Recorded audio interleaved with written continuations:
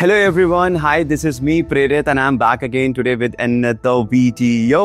और आज का जो टॉपिक है वो मेरा one of the favourite topic है, talking about the Indian political history. और आज मैं आपको ना एक कहानी सुनाने वाला हूँ, लेकिन ये सिर्फ एक कहानी नहीं है, ये हमारे डेमोक्रेसी का एक डीएनए है। For the very first civilization on a land to the most hated political battle today, सिर्फ एक ही सवाल चल रहा है, कौन रूल करेगा, कौन डिसाइड करेगा और सबसे ज्यादा इंपॉर्टेंट आखिर वोट कौन करेगा। जो आपको लगता है ना कि बस एक सिंपल बटन ही तो दबाना है ईवीएम पे, लेकिन उसके पीछे हजारों सालों की पॉलिटिक्स, फाइट्स और जो ब्लड शेड छुपी हुई है, आज हम उसको थोड़ा समझने वाले हैं क्रिटिकली और जानने वाले हैं कि आज जो हम तक डेमोक्रेटिकली इतने डिसीजन ले पा रहे हैं उसके पीछे कितने सालों की मेहनत लगी है।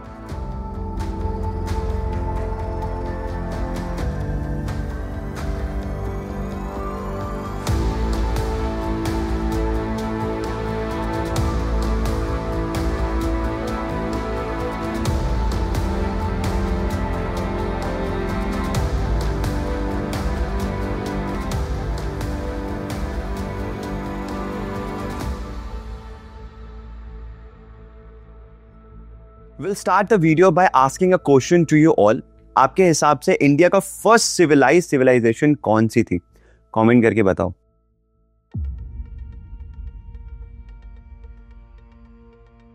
इंडस वैली सिविलाइजेशन, और I can say the first urban civilization जो कि 25,000 BC के आसपास की बात है।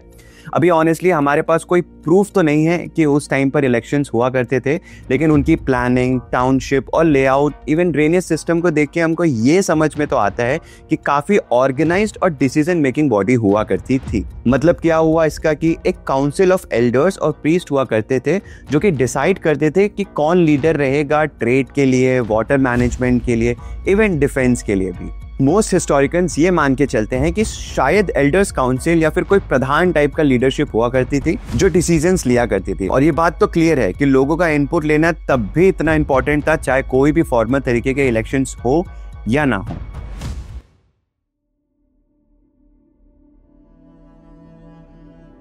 फिर आते हैं आर्यंस, जो सेंट्रल एशिया से चलकर आए और उन्होंने एक वैदिक सोसाइटी को फॉर्म किया। यहाँ पे हमने सबसे पहली बार डॉक्यूमेंटेड सभा और समिति को देखा, यानी बेसिकली ये एक प्रोटो पार्लियामेंट्री सिस्टम था। अभी उस टाइम पे इलेक्शंस तो नहीं होते थे जैसे भी मॉडर्न डेमोक्रेसी में होते हैं, हाँ, लेकिन पार्टिसिपेटरी असेंबली हुआ करती थी, जैसे सभा, समिति और विधाता। सभा यानी स्मॉलर काउंसिल ऑफ एल्डर्स, यानी राजा के सलाहकार होते थे, जैसे जस्टिस और रिचुअल, ये सब वही हैंडल करते थे। और समिति यानी larger tribal assembly where free man could held attend and had a power to select और इवन अप्रूव राजा। ठीक है, अच्छा, ये सब बातें मैं आपको क्यों बता रहा हूँ? बिकॉज मेरा एक ही पर्पस है, I want you all to get back to the basics, और आप समझो कि आज जो हम इतना डेमोक्रेटिकली डिसीजन ले पा रहे हैं या फिर जो हम 1 पर्सन 1 वोट की बात कर रहे हैं, उसके पीछे कितने हजारों सालों का स्ट्रगल छुपा हुआ है। अच्छा, एक बात और, आर्यंस ना 2 तरीके से रूल किया करते थे। पहला था मोनार्की यानी राज, जो कि लीड किया जाता था राजा के थ्रू, और सेकंड था ओलिगार्किक सिस्टम। और मेरे भाई बंधुओं, ये ना बहुत ही ज्यादा इंपॉर्टेंट और शिफ्टिंग चीज थी हमारी रिपब्लिक सोच में। ओलिगार्किक रिपब्लिक यानी this was a form of a government where power is held by a small elite group, और उनको ओलिगार्किक बोलते थे, where the power resides in the people and their elected representatives.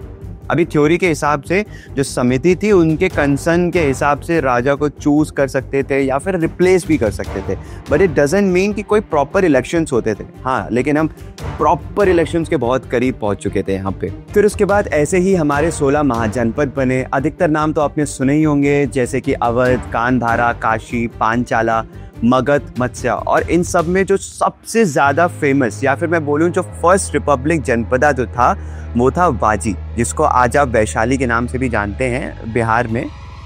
और इसको rule कौन करता था? बेसिकली ये जो थे वो महावीर क्लैन के लोग थे और इनको रूल करते थे सिद्धार्थ गौतम जी के जो पिताश्री थे, यानी गौतम बुद्ध जी के जो पिताश्री थे, सुधोधना थरु, ये रूल करते थे। और ये कैसे रूल करते थे? Oligarchic republic where political power was shared by a council rather than a single monarch. मतलब raja was still use as a title but it means the head of the council, not an absolute king.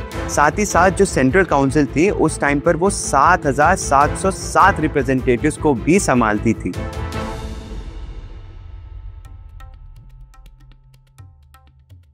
उसके बाद 7th century में हर्षवर्धन का साम्राज्य आया। ये थोड़ा monarchy style में ही था, लेकिन प्रोविंसेस में लोकल असेंबलीज हुआ करती थी जो टैक्स कलेक्ट किया करती थी और डिस्प्यूट का डिसीजंस किया करती थी।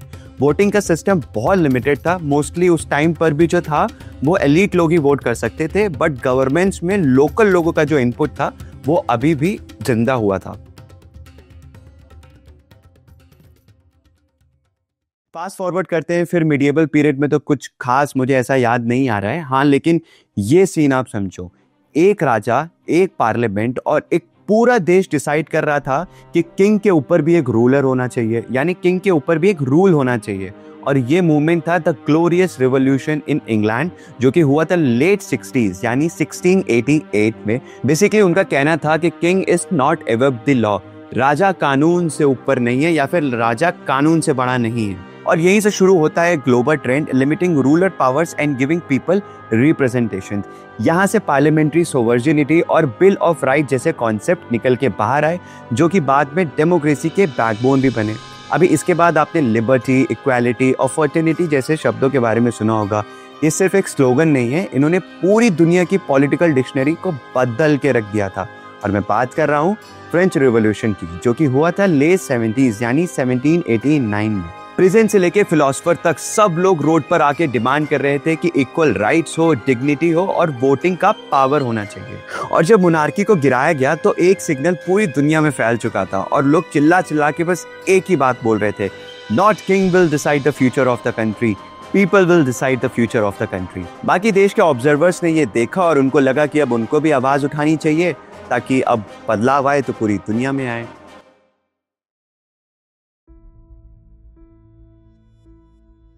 Coming back to our land, India में पॉलिटिकल मैप काफी शेप हुआ after the death of Aurangzeb.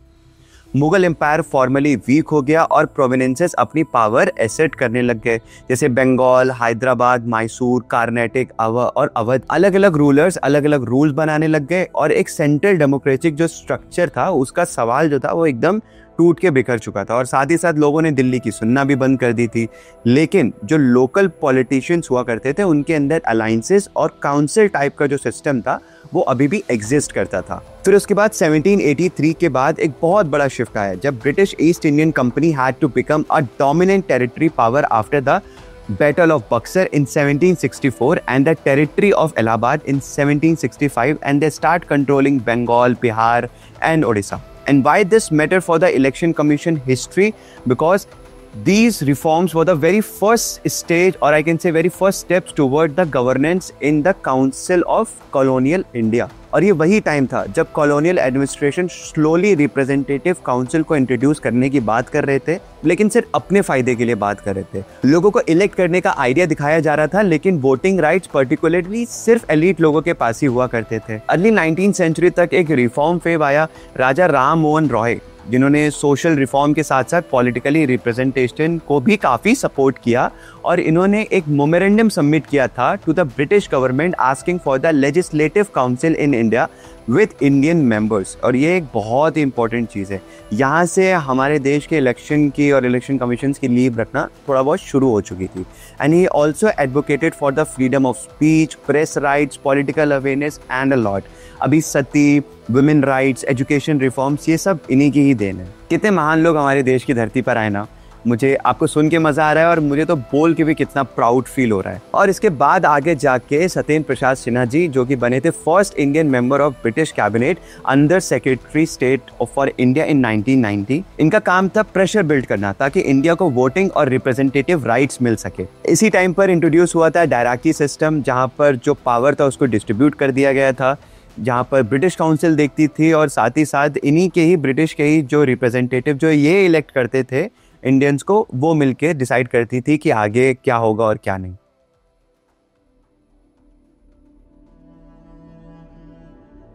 अच्छा, आप लोगों ने ना लॉर्ड मैकले का नाम बहुत सुना होगा, और ये ना सच में बहुत ही ज़्यादा इंपॉर्टेंट रोल रहा है इनका, because McClay minute in 1835 education, लेकिन 1854 में इंडियन सिविल सर्विसेज रिफॉर्म हो गया था। और ये स्टेप हमारे लिए बहुत इंपॉर्टेंट था, क्योंकि ये जो लोग थे एडमिनिस्ट्रेशन के, वही इनडायरेक्टली इलेक्शन ऑर्गेनाइज कर रहे थे लेटरली आगे जाके सालों में। और ब्रिटिश का एम तो देखो भाई एकदम क्लियर था, एजुकेट करो एकदम एलीट लोगों को, ताकि वो उन्हीं की गवर्नमेंट्स को स्मूथली चला सके। Now picture this in 1893 with the very first time Indian voted, लेकिन सिर्फ एक बहुत छोटे एलीट ग्रुप को ही अलाउ था वोट करना।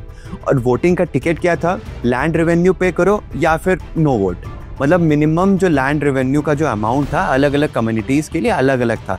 जैसे हिंदू लैंड होल्डर्स के लिए था minimum annual land revenue payment of 500 rupees to qualify as a voter, और मुस्लिम लैंड होल्डर्स के लिए था, मतलब उनके लिए बेसिकली थोड़ा कम था, अराउंड 300 से लेके 350 रुपये, टू इंश्योर कि मुस्लिम रिप्रेजेंटेटिव्स भी रहे। लेकिन ये बात से जायज़ हो गया था कि जो हिंदू वोटर्स थे वो काफ़ी कम थे। दूसरा था म्यूनिसिपैलिटीज़ और लोकल बोर्ड्स, ये लोग वोट कर सकते थे। Third was the universities graduate, जैसे कि वो भी रिकॉग्नाइज यूनिवर्सिटी जैसे कैलकाटा, बॉम्बे, मद्रास, और उसका भी मतलब फोकस उनका एक ही था, जो उनके फेवरेट इंग्लिश एलीट लोग होते थे उन्हीं को ही आप अलाउ कर सकते हो वोट करने के लिए। लास्ट में जो था वो था ट्रेड एसोसिएशन, यानी बिजनेसमैन लोग, जैसे अभी आप देख रहे हो अडानी अंबानी का बहुत इंपॉर्टेंट रोल रहता है इलेक्शन में इनडायरेक्टली, वैसे उसी तरीके से उस टाइम पर भी बहुत इंपॉर्टेंट रोल रहता था ट्रेड एसोसिएशंस का वोटिंग पे। तो ये 4 तरीके के ही कैटेगरी के लोग थे, उनको ही वोट करने का हक दिया गया था। अभी ये सब सुन के आपको समझ में आ रहा है कि ब्रिटिशर्स के आने के बाद से ही चीज़ें खराब हुई, वरना उससे पहले हम रिपब्लिक भी थे, सभा भी चलाते थे और समिति भी चलाते थे। अच्छा, उस टाइम पर the franchises was very extremely limited, only less than 1% of population could vote. And coming back to the centre of the gravity, ये इलेक्शन होते कैसे थे और इन्हें कराता कौन था? तो बेसिकली ईच प्रोविंसेस जैसे कि बंगाल, बॉम्बे, मद्रास, पंजाब या कोई भी और हैड अ गवर्नर और अ लेफ्टिनेंट गवर्नर, और इनको अपॉइंट किया जाता था बाय द ब्रिटिश क्राउन। और फिर उन्हीं के अंदर चीफ सेक्रेटरी, कलेक्टर और डिस्ट्रिक्ट ऑफिसर होते थे, जो पूरा इलेक्शन और वोटिंग सिस्टम को देखते थे। फिर 1925 में विट्ठल भाई पटेल बने थे first Indian president of the central legislative assembly. ये एक सिंबॉलिक शिफ्ट था कि इंडियंस खुद भी एक पार्लियामेंट्री प्रोसेस लीड कर सकते हैं, और यही लीडरशिप ने बाद में जाके इलेक्शन कमीशन की फाउंडेशन के लिए पॉलिटिकल प्रेशर बिल्ड किया था। फास्ट फॉरवर्ड करते हैं इंडिपेंडेंस एरा में, आर्टिकल 327 जो कि बोलता है कि parliament can make law for the election to state legislatures and parliament itself. यानी फ्रेमवर्क बनाने का पावर जो था वो पार्लियामेंट के पास था, और एग्जीक्यूट करने का जो पावर था वो इलेक्शन कमीशन को दिया गया। और इन सब चीज़ों का एक ही गोल था, 1 पर्सन 1 वोट, बिना किसी डिस्क्रिमिनेशन के। वीडियो में हम आगे बढ़े उससे पहले मेरा आप सभी से सवाल है कि what is left and what is right? ये आखिर लेफ्ट और राइट की आइडियोलॉजी है क्या? चलो मैं बताता हूँ। Basically, left often refers to those who are in a favor of the poor or downtown sections and support government policies for the benefit of these sections. And the right refers to those who believes that the free competition and the market economy alone ensure the progress, and that the government should not be unnecessarily intervenes in the economy. अभी आपके लिए एक सवाल और है कि आपके हिसाब से कांग्रेस पार्टी जो है वो किस साइड आती है अकॉर्डिंगली दैट एरा? कमेंट करके मुझे बताओ, और इवन मुझे ये भी बताओ कि आप लोग क्या हो, लेफ्टिस्ट हो या राइटिस्ट हो। Now the election commission of India was set up in January 1950. Sukumar Sen became the first chief election commissioner. The country's first general election was expected sometimes in 1950 itself. और इसी time पर election commission discovered that it was not going to easy to hold a free and fair election in a country of India size, क्योंकि इससे पहले दुनिया में आज तक कभी भी इतने लार्ज स्केल पर वोटिंग नहीं हुई थी। तो पूरी दुनिया की जो नज़रें थी वो भारत के ऊपर थी, और उस टाइम पर 17 करोड़ एलिजिबल वोटर्स थे जिनको इलेक्ट करना था 3200 MLAs और 489 members of Lok Sabha. And adding a fact that 17 crore voters में से सिर्फ 15% जो वोटर्स थे वो लिटरेट थे। मतलब आप समझ रहे हो कि कितना बड़ा चैलेंज था हमारे लिए और हमारे देश के लिए।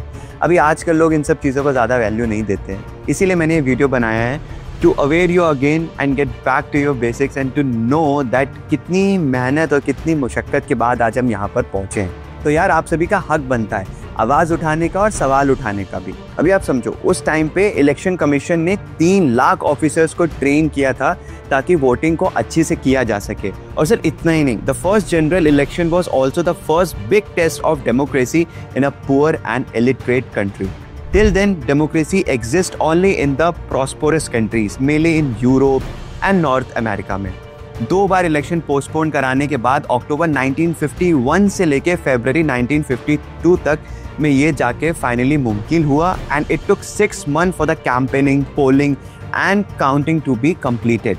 मतलब समझ रहे हो, पूरा एक देश एक चुनावी मौसम में जा चुका था, एक चुनावी सीजन चल रहा था और सब लोग इस चीज़ को सेलिब्रेट कर रहे थे। और सिर्फ इतना ही नहीं, फिर जब रिजल्ट आया तो लोगों ने इसको बहुत फेयरली एक्सेप्ट किया। इवन जहाँ पर लोग हारे थे उन्होंने भी इसको बहुत फेयरली एक्सेप्ट भी किया। आज के टाइम की तरह नहीं कि बात बात पे अपोजिशन या कोई भी पार्टी ईवीएम के ऊपर दोष देना शुरू कर देती है। 1956 से लेकर 1989 तक election commission mostly single member ही रहा। फिर 1989 में 2 एक्स्ट्रा इलेक्शन कमिश्नर अपॉइंट किए गए, लेकिन पॉलिटिकली इंस्टेबिलिटी की वजह से एग्रीमेंट बार बार चेंज होता रहा। फिर फाइनली जाके 1993 में इलेक्शन कमीशन ने प्रेजेंट किया एक 3 मेंबर बॉडी, जैसे कि chief election commissioner plus 2 election commissioners. और फिर आए टीएन सेशन बंदा, जो कि इलेक्शन कमीशन के नाम को उन्होंने डिसिप्लिन के तरीके से पूरा बदल के रखा हुआ था। He enforce model code of conduct with iron fist. Politician को पब्लिक रैलीज में थोड़ी तमीज सीखनी पड़ी। Booth capturing, bogus voting, cash for vote, इन सब चीज़ों का क्रैश डाउन किया। उन्होंने प्रूव किया कि अगर इलेक्शन कमीशन चाहे तो इलेक्शन प्रोसेस को माफिया फ्री भी बनाया जा सकता है। यहाँ तक चीज़ें ना सब बहुत सही चल रही थी। चीज़ें थोड़ा ख़राब होना शुरू होती हैं सन 2009 में, जब इलेक्शन कमिश्नर नवीन राव चावला पे एलिगेशंस लगाए गए कि वो कांग्रेस पार्टी के फेवर के नाम पर ही ज़्यादा थोड़ा इंक्लाइन है। फिर रिकमेंडेशन भी दिया जाता है कि चावला को हटा दिया जाए, लेकिन यूपीए गवर्नमेंट ने उन्हें चीफ इलेक्शन कमिश्नर को प्रमोट कर दिया। इस कंट्रोवर्सी ने एक बहुत बड़ा सवाल खड़ा किया कि किस तरीके से एक इलेक्शन कमिश्नर ऑफिसर को अपॉइंट किया जाए कि पॉलिटिकली इन्फ्लुएंस फ्री रहे वो लोग और बायस्ड रहे। ये उनका जो काम है वो एकदम बायस्ड है। फिर हम थोड़ा फास्ट फॉरवर्ड में आते हैं। When Rajiv Kumar served as a 25th chief election commissioner of India from 15th May 2022 to 18 February 2025। इनका टेन्योर जाना जाता है mainly conducting the 2024 Lok Sabha election with a record of 97 registration voters. बाप रे। फिर टीएमसी के अभिषेक बनर्जी ने डिमांड किया कि क्रिमिनल प्रोसीडिंग की जाए राजीव कुमार के अगेंस्ट, वही वोटर्स की हेराफेरी को लेके। फिलहाल अब हम बात करेंगे कि आखिर ये डिसाइड कौन करता है कि चीफ इलेक्शन कमिश्नर कौन बनेगा। देखो 2023 से पहले ना काफ़ी कुछ अलग था, बट मैं अभी बात करूंगा लेटेस्ट में कि लेटेस्ट में क्या चल रहा है, क्योंकि देखो अभी वीडियो भी बहुत बड़ी हो रही है और अभी काफ़ी कुछ बचा है तुमको बताने के बारे में। After the chief election commissioner and election commissioner act 2003, now the selection of the community consist, पहला द प्राइम मिनिस्टर। पहले प्रेसिडेंट को हम ज़्यादा वैल्यू देते थे, अभी नहीं देते हैं। खैर, जो पहला होता है वो है द प्राइम मिनिस्टर। दूसरा होता है द यूनियन कैबिनेट मिनिस्टर, जो कि नॉमिनेट होता है बाय द पीएम। और थर्ड है the leader of opposition in the Lok Sabha. अभी criticise says that this gives the government a majority in the community, और इसमें कोई दो राय भी नहीं है। अभी गवर्नमेंट की तरफ थोड़ा इंक्लाइन डिसीजन भी है ये, बट क्या कर सकते हैं। कौन इनका टेन्योर कैसा रहता है और कितना रहता है। This can be up to 6 years और until the age of 65, whichever is earlier. अभी आपके हिसाब से क्या इनको हटाया जा सकता है? ये लोग इतने पावरफुल लोग हैं, इतने प्रभावशाली लोग हैं, क्या इनको हटाया जा सकता है? हाँ, बिल्कुल हटाया जा सकता है। अभी हमारे देश का संविधान इतना स्ट्रॉन्ग है कि सबको इक्वल पावर देता है। हमारे देश का संविधान ना बहुत फेयर है, बस लोग ही फेयर नहीं है। पॉलिटिशियंस और कमिश्नर्स अपनी शक्तियों का गलत इस्तेमाल करते हैं। A chief election commissioner can be remove like a supreme court जज by a 2/3 majority in the both house of the parliament. But उसके लिए आपको प्रूव करना पड़ेगा कि उन्होंने कुछ मिसबिहेव किया है या फिर उनके अंदर इतनी काबिलियत नहीं है। अभी आते हैं 2025 के सबसे गर्म मुद्दे पे, जहां राहुल गांधी का चार्ज है कि उनकी कॉन्स्टिट्यूएंसी में से वोटों की चोरी हुई है।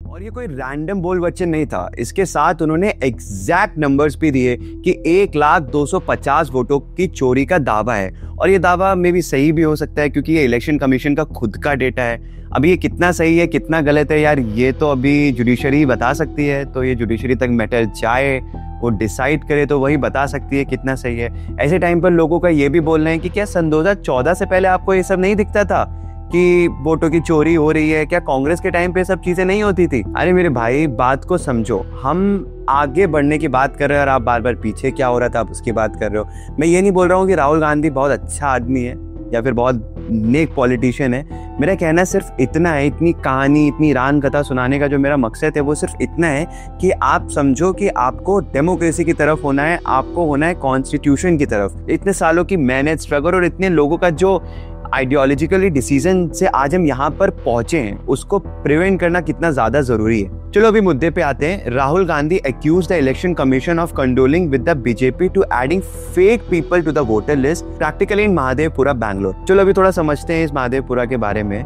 बेसिकली ये कर्नाटका के 224 कॉन्स्टिट्यूएंसीज में से एक है। साथ ही साथ ये बैंगलोर के सेंट्रल लोकसभा कॉन्स्टिट्यूएंसी का भी पार्ट है। सन 2008 से पहले तो ये कॉन्स्टिट्यूएंसी एग्जिस्ट नहीं करती थी। फिर 2008 से लेके 2018 तक अरविंद लिम्बावली बीजेपी लीडर ने इसको रिप्रेजेंट किया और उसके बाद गेस करो किसने किया होगा? डेफिनेटली 2023 के इलेक्शन के बाद उनकी वाइफ मंजुला अरविंद लिम्बावली जी ने इसको रिप्रेजेंट किया। अभी इस बात का क्या मतलब है कि वो सिर्फ 12th पास है या फिर उनके पास 53 करोड़ के एसेट्स और तकरीबन 18 करोड़ की लायबिलिटीज है उनके ऊपर, या फिर मिस्टर अरविंद जी जिनके ऊपर 17 करोड़ से ज्यादा की एसेट्स और 3 करोड़ से ज्यादा की लायबिलिटीज हैं। ये सब ऑफिशियल डेटा है, अनऑफिशियली तो फिर आप लोग कुछ जानते ही नहीं हो। यार पॉलिटिक्स में ना बहुत पैसा है, राजनीति में ना बहुत पैसा है, और ये पैसा है किसका? मेरा और आपका। अब अगर अभी आपको ऐसा लगता है कि यार हम तो टैक्स स्लैब में आते ही नहीं है, तो ये हमारा पैसा कैसे हुआ? तो देखो, जो 5000 तरीके से इनडायरेक्टली टैक्स वसूला जाता है, ये वही पैसा है। चलो फिर हम मुद्दे से डाइग्रेस हो गए, मुद्दे पे आते हैं। 11,956 यानी 11,956 डुप्लीकेट वोट्स, यानी सेम नाम सेम डिटेल्स बट मल्टीपल बूथिंग जगह पर जाके वो वोट कर रहे हैं। 40,000 से भी ज्यादा इनवैलिड एड्रेस, यानी कहीं कहीं पर एड्रेस में लिखा हुआ है हाउस नंबर 0 या फिर चौराहे के पास, इस तरीके से एड्रेस को एड्रेस किया गया है। 10,000 से भी ज्यादा बल्क रजिस्ट्रेशन, यानी एक ही घर से, एक ही कमरे से 80 से भी ज्यादा लोग रजिस्टर हो रहे हैं। मतलब मेरे एक कमरे में 80 लोग रहते हैं। और कांग्रेस का कहना है कि जब वो चेक करने गए तो वहां से भाई मार पीट के भगा दिया गया। वाह रे सरकार। अरे मैं गवर्नमेंट वाली सरकार के लिए नहीं बोल रहा हूँ, मैं सरकार वाली सरकार को बोल रहा हूँ कि वाह रे सरकार, क्या राज है। 4,132 इनवैलिड फोटोज, यानी फोटो मिसमैच थे और नॉन आइडेंटिटेबल थे, यानी फोटोज इतनी छोटी और इतनी ब्लर थी कि आपके लिए ना एकदम गेम कर दिया था, पहचान कौन वाला गेम था कि जाओ पहचान के दिखाओ कि ये है कौन। 33,000 से भी ज्यादा फॉर्म 6 का मिसयूज हुआ था। अभी बेसिकली फॉर्म 6 क्या है? जितने भी नए वोटर्स होते हैं, जैसे कि 18 से लेके 23 तक के जितने भी नए वोटर्स हैं, तो ये उनकी लिस्ट होती है, उनके रिलेटेड ये होता है। और अभी उस लिस्ट में 18 से 23 तो छोड़ो, सारे 85 प्लस लोगों का जो था वोटिंग उसमें हो रखी थी। तो ये कितने हद तक सही है, कितने हद तक गलत है, ये तो आप लोग देख रहे हो, सुन रहे हो, अपने आप डिसाइड करो। मैं कुछ ज्यादा खास इसमें अपनी टिप्पणी नहीं दे सकता। राहुल गांधी का कहना है कि अगर ये फेक वोटर्स का अकाउंट हटा दिया जाए तो इलेक्शंस का रिजल्ट ही चेंज हो सकता है। यार बात भी सही है। अगर आप देखो 1,250 वोटर्स की अगर हेरा फेरी हुई है तो कितना बड़ा मार्जिन है जिससे इलेक्शंस का पूरा खेल बदला जा सकता है। अभी इलेक्शन कमीशन ने तो इन सारे एलिगेशंस को रिजेक्ट कर दिया और बोला है कि voter list revision transparent process से ही होता है और ऑब्जेक्शन का चांस भी दिया गया था, तो कोई भी इरेगुलेटरी जो है उसको प्रूफ नहीं किया गया है। कोई बात नहीं यार, हम आम जनता तो दिया है ना।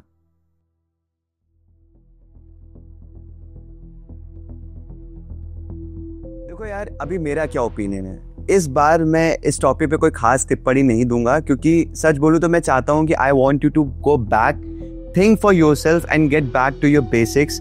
इतनी सारी हिस्ट्री, रिफॉर्म्स और ये स्ट्रगल्स बताने का एक ही मकसद था कि आप समझो कि 1 पर्सन 1 वोट ऐसे ही फ्री में नहीं मिलता है। ये हमारा हक है और हमारे हक के लिए हमको लड़ना भी चाहिए, और हमसे पहले कितने लोग लड़े हैं इस एक हक के लिए। लेकिन आज हम चुप बैठे हैं, जबकि असली मुद्दा साइड करके डॉग बाइट्स, मीम और फालतू के डिस्ट्रैक्शंस को न्यूज बना दिया जाता है। और ये पहली बार नहीं है, ऐसा कई बार हो चुका है। जब भी कोई एक बड़ा स्कैम होता है या रियल इशू होता है, सिस्टम और मीडिया एजेंसीज उसको छुपाने के लिए रैंडम टॉपिक को नेशनल डिबेट्स बना देते हैं। अभी इलेक्शन कमीशन, जिसको बनाने और रिफॉर्म करने के लिए लीडर्स, ऑब्जर्वर्स ने इतनी सारी मेहनत करी ताकि हमारे आने वाली जो जनरेशन है वो बेटर डेमोक्रेसी देख सके, वो आज सिर्फ एक बैकग्राउंड नॉइज बन चुकी है। और हम अपनी रोजमर्रा जिंदगी में इतना ज्यादा उलझ चुके हैं कि हमको अभी कोई खास फर्क नहीं पड़ता, लेकिन फर्क पड़ना चाहिए। मैं तुमसे ये नहीं कहता हूं कि किसी पॉलिटिकल पार्टी को सपोर्ट करो। I am just asking you to support democracy and the constitution, और उन लोगों को सपोर्ट करो जिन्होंने यहाँ तक पहुंचने के लिए इतनी मेहनत करी है। सोच के देखो, क्या तुम अपने साथ और अपनी फैमिली के साथ जस्टिस कर रहे हो या सिर्फ वक्त बिता रहे हो? अगर आप लोग वीडियो में यहाँ तक पहुंच चुके हो तो thank you so much and many many congratulations. बहुत मेहनत लगी मुझे इस टॉपिक पे रिसर्च करने के लिए, और इतनी सारी रिसर्च को कंपाइल करके बहुत एक छोटे फ्रेम स्ट्रक्चर में आपके साथ रिप्रेजेंट करने के लिए। तो अब आपका काम है इसको दबा के शेयर करना और कमेंट बॉक्स में मुझे बताना कि ये वीडियो कैसी लगी। तब तक के लिए जय हिंद,